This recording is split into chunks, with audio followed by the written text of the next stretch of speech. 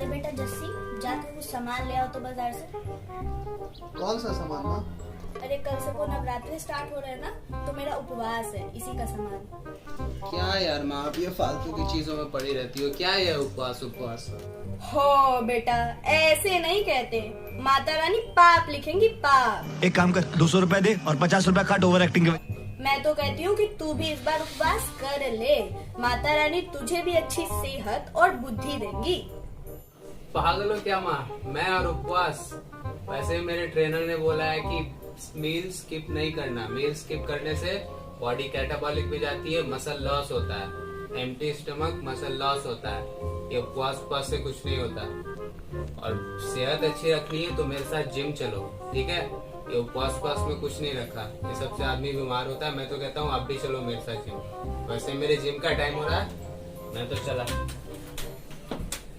अरे बेटा सुन तो। नमस्कार। तो जैसा कि आपने अभी देखा, मैं भी कुछ इसी प्रकार सोचता था कि फास्टिंग शरीर के लिए अच्छी नहीं है, मसल लॉस होता है वगैरह वगैरह, कमजोरी आती है बॉडी में। जस्ट एक सुपरस्टिशन है, अंधविश्वास है। मगर ऐसा नहीं है। अगर थंबनेल तो आपने देख ही लिया होगा, तो एक शब्द में अगर इसका आंसर मैं दूं कि क्या फास्टिंग अच्छा है शरीर के लिए या नहीं, तो हाँ बिल्कुल बहुत अच्छा है। एजेस से फास्टिंग होता जा रहा है। महात्मा गांधी, बहुत बड़े बड़े आदमी, Swami Vivekananda, Bruce Lee, Benjamin Franklin, अनेकों नाम हैं जो फास्टिंग करते थे और बोलते थे उनके अलग अलग फायदे हैं। एक टेड टॉक है, मैं नीचे लिंक डिस्क्रिप्शन में दे दूंगा।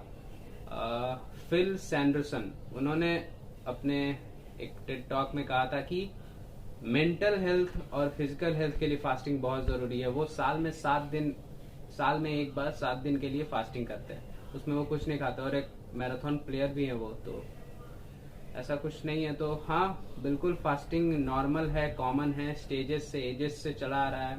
Fasting is absolutely natural. ये आपके हर एक बहुत सारी चीजों के लिए अच्छा है। ये तो बात हो गई फास्टिंग की। सेकेंड थिंग इज, बात करते हैं कि नवरात्रि में क्यों। तो आयुर्वेद में एक चीज होती है ऋतुचर्या। ऋतुचर्या मीन्स, ऋतु मीन्स सीजन एंड चर्या means the disciplines and rules for that particular season. 6 seasons होते हैं, ईच सीजन के लिए एक रूल और डिसिप्लिन होता है। तो ये जो महीना होता है, जब दशहरा नवरात्रि जिस मंथ में पड़ती है, ये ऑटम का सीजन होता है। इस सीजन में हमारे बॉडी का हीट एलिमेंट जो होता है वो बहुत बड़ा होता है। हीट एलिमेंट मीन्स पित्त, वात पित्त कफ, ये मैं आपको डाल दूंगा, जो हमारे शरीर के मेन दोषाज हैं। तो पित्त दोष बढ़ा होता है, तो उसी हिसाब से हम फास्टिंग करते हैं। जैसे फास्टिंग में चेंजेस उसी हिसाब से रहते हैं। जैसे हम नॉर्मल नमक यूज नहीं करते, सेंधा नमक करते हैं। क्या था, अबे जल्दी बोल, कल सुबह पनवेल निकलना है। हाँ, सिंघाड़े का आटा, उसी तरह की चीज मतलब हम यूज करते हैं जो बॉडी को ठंडा करे, मिश्री, चीनी की जगह। उसी तरह के फलहार, मखाने, जो शरीर को ठंडा करे इस टाइम में, और नेक्स्ट जो सीजन आने वाला है विंटर, उसके लिए हमारे शरीर को तैयार करे। इसीलिए हम ज्यादा स्टार्ची फूड भी इस टाइम में खाते हैं, like potato, sweet potatoes, starchy foods. तो ये बात हुई इसकी कि नवरात्रा में क्यों हम फास्ट करते हैं। स्टेजेस, एजेस से हमारे यहाँ फास्ट होते जा रहा है। सेकेंड जो सीजन आता है उसको काउंटर करने के लिए, अपने बॉडी को तैयार करने के लिए उस सीजन के लिए। तो इट्स एब्सोल्युटली साइंटिफिक कि क्यों हम लोग नवरात्रि में फास्ट करते हैं। तो ये तो बात हो गई नवरात्रा की कि नवरात्रा में क्यों करते हैं हम लोग। जैसा कि उस टाइम क्लाइमेटिक चेंज होता है, सोलार चेंजेस होता है, इसी कारण एटमॉस्फेयर में बहुत तरह के बदलाव होते हैं, हमारे बॉडी में बहुत तरह के बदलाव होते हैं। तो उन्हीं बदलावों से लड़ने के लिए एक 9 दिन का हम फास्ट करते हैं। हमारे रिचुअल्स में, हमारे शास्त्रों में लिखा है कि इससे बॉडी तैयार होती है आने वाले सीजन के लिए, क्योंकि इम्यूनिटी की बहुत हमें जरूरी होती है कि नेक्स्ट सीजन जो है वो ठंड है, तो इम्यूनिटी की बहुत जरूरी होती है। तो तीसरी चीज जो हम बात करेंगे वो है फायदे। फायदे क्या क्या है फास्टिंग के, बेनिफिट्स ऑफ फास्टिंग। तो अनेकों फायदे हैं। तो सबसे पहले बात करेंगे जो हम है कि बॉडी को आपके क्लेंज कर देता है ये पूरी तरह से। आप सिर्फ एक दिन फास्ट करके देखो, अमेजिंग रिजल्ट्स मिलेंगे आपको। आयुर्वेद में लिखा हुआ है कि लंघनम परम औषधम।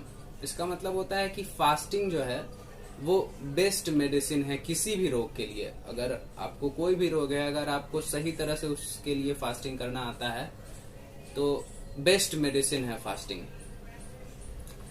फिर सेकेंड चीज जो है, बॉडी में आपके जितने भी कैंसर सेल्स हैं, ट्यूमर्स हैं, अनहेल्दी सेल्स हैं, वो फास्टिंग के दौरान मर जाते हैं, क्योंकि जो भी खाने के ऊपर जीवित हैं। तो हेल्दीएस्ट सेल जो होते हैं आपके बॉडी में वही जीवित बचते हैं। बाकी जितने अनहेल्दी सेल्स हैं, ट्यूमर्स हैं, bacterias, bad bacterias, cancer cells, वो सब मर जाते हैं क्योंकि उन्हें खाना नहीं मिलता। तो ये एक बेनिफिट है। एक अगला बेनिफिट है कि एनर्जी लेवल्स आपके बहुत हाई रहते हैं। ये लोगों को लगता है कि जब वो नहीं करेंगे फास्टिंग, जब वो करेंगे तो उन्हें बहुत एनर्जी लेवल्स में डाउन आ गए, लेकिन 2-3 दिन तक आपको पता भी नहीं चलेगा कि आपने कुछ ऐसा किया, अगर आप मेंटली प्रिपेयर्ड हैं तो। अगली चीज जो है वो ब्लड शुगर लेवल में कंट्रोल आपको मिलता है। इसके ऊपर डिबेट चालू है मेडिकल साइंस में। कुछ कहते हैं कि टाइप 2 डायबिटीज में ये अच्छा होता है फास्टिंग, कुछ कहते हैं नहीं, बिल्कुल नहीं करना चाहिए टाइप 2 डायबिटीज पेशेंट को। मैं कहता हूँ आप करो, टाइप 2 डायबिटीज हो तो भी करो, बट पूरी तरह से फास्टिंग मत करो। कुछ साथ में आप फल फ्रूट वगैरह खा लो, उस तरह से आप फास्टिंग करो। अगली चीज है ब्लड कोलेस्ट्रॉल लेवल में, बैड कोलेस्ट्रॉल को काटता है fasting. Heart levels, heart health आपके अच्छे रहते हैं। Blood pressure, high blood pressure, आप सिर्फ एक दिन फास्टिंग कर लो, आपका ब्लड प्रेशर नॉर्मल हो जाएंगे। फिर HGH, ह्यूमन ग्रोथ हार्मोन, जो आजकल बहुत कमी मिल रहा है युवाओं में। ह्यूमन ग्रोथ हार्मोन 300% ग्रोथ देखा गया केवल 3 डे फास्टिंग करने से। और जैसा कि इससे बॉडी में जो फ्री रेडिकल्स हैं, तो फ्री रेडिकल्स भी खत्म होते हैं। तो फ्री रेडिकल्स का काम होता है एंटीऑक्सीडेंट को डिस्ट्रॉय करना। तो एंटीऑक्सीडेंट को वो डिस्ट्रॉय कर देते हैं, जिसके कारण बॉडी में ऑक्सीजन की मात्रा बढ़ती है। वेयर एंड टेयर ज्यादा होता है, जल्दी इंसान बूढ़ा होता है, जल्दी मरता है। तो एक फास्टिंग का ये भी फायदा है क्योंकि ये फ्री रेडिकल्स को खत्म करता है फास्टिंग। तो ये भी फायदा है कि बुढ़ापा भी देर से आता है, जल्दी बुढ़ापा नहीं आएगा। बुढ़ापा के आने की स्पीड में कमी आपको लगेगी। बहुत लोग ये बोलते हैं कि मेटाबॉलिज्म स्लो हो जाता है फास्टिंग से, मगर ऐसा बिल्कुल नहीं है, उल्टा फास्ट हो जाता है मेटाबॉलिज्म। फैट कटिंग में हेल्प करता है आपको, फैट लॉस में बहुत ज्यादा मदद मिलती है आपको इस चीज में। शुगर मैंने बता ही दिया, और भी बहुत सारे फायदे हैं, मैं क्या बताऊं इसके। बॉडी तो क्लेंस होता ही है। तो बस दैट्स इट।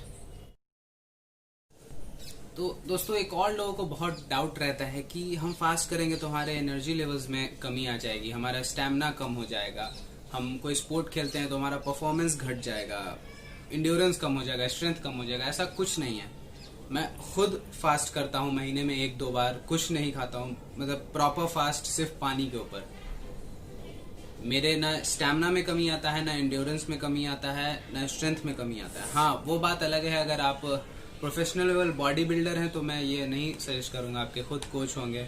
मगर आप एक नॉर्मल लाइफस्टाइल के लिए आप स्पोर्ट्स खेलते हैं, हेल्दी रहने के लिए, फिट रहने के लिए, तो बहुत अच्छा है। या और कोई भी अगर आप प्रोफेशनली स्पोर्ट भी खेलते हैं लाइक क्रिकेट वगैरह, तो मैं सजेस्ट करूंगा कि आप फास्टिंग महीने में कम से कम 1 बार करो जरूर, बहुत बेनिफिशियल है। मैं बहुत सारे ऐसे एथलीट्स को जानता हूं जो, उनके मैं फोटोग्राफ्स लगा दूंगा उनके नाम के साथ, जो फास्टिंग करते हैं और वो बोलते हैं कि हमारे परफॉर्मेंस में इंक्रीजमेंट आता है जब हम फास्ट करते हैं। तो फास्टेस्ट स्टेट में जब हम ट्रेन करते हैं तो लाइक मैराथन प्लेयर्स, स्प्रिंटर्स हैं, कुछ साइकिलिस्ट हैं, कुछ क्रॉसफिट एथलीट्स हैं। सो ऐसा कुछ नहीं है कि आपके स्ट्रेंथ में कमी आएगा। इजीली आप 1 दिन महीना में या 2 दिन महीने में इजीली फास्ट कर सकते हो, बहुत बेनिफिशियल है। तो अब बात आती है कि किन लोगों को नहीं करना चाहिए फास्टिंग। तो जो प्रेग्नेंट वुमेन्स हैं उन्हें नहीं करना चाहिए फास्टिंग। प्रिस्क्रिप्शन वो ले ले पहले। बहुत छोटे बच्चे हैं, मतलब 10 साल से नीचे के बच्चे, वो ना करें फास्टिंग। बहुत लो बीपी है जिनका, वो ना करें फास्टिंग। फिर बहुत ज़्यादा कमज़ोर लोग, मतलब कि कुपोषण जिसे कहते हैं, कुपोषित लोग जो हैं, जिनका अभी ऑलरेडी ट्रीटमेंट चल रहा है, वो लोग ना करें फास्टिंग। फिर टाइप 2 डायबिटीज़ को मैंने जैसा कहा कि वो कर सकते हैं, बट एक डॉक्टर से एडवाइस ना लें। डॉक्टर तो खैर वही बोलेंगे ना करो ना करो।